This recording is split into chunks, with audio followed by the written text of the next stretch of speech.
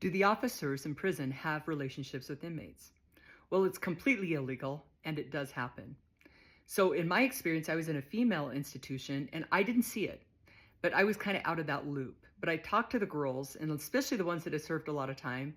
They would crush on officers, and some of them had relationships, and they wouldn't tell on them because even the officers would bring contraband in, right? Recently, somebody told me that in the men's prisons, it's even worse, that the females get caught up in the relationships with the men. And I watched this video on TikTok recently of a guy that's in prison. He's doing the video in prison, and he's standing outside a jail cell, and he goes, "I'm that bad boy that's going to ruin your life."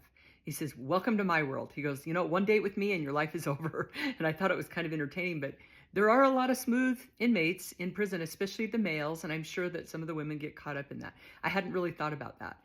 I was at the Dublin, California prison that's been shut down for inappropriate relationships with officers and inmates, and I actually had to testify and will be testifying again in September. So it does happen. What I noticed was that the girls, these young girls, they come into prison, and like one of my roommates had a 14-year prison sentence and she came in at 18.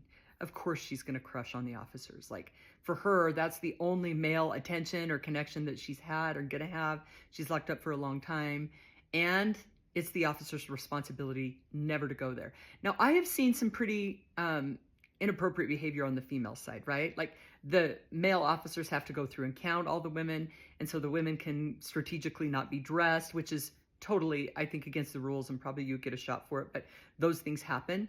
And I think whenever you have people that are incarcerated like that and desperate and dependent and really vulnerable, there's going to be problems.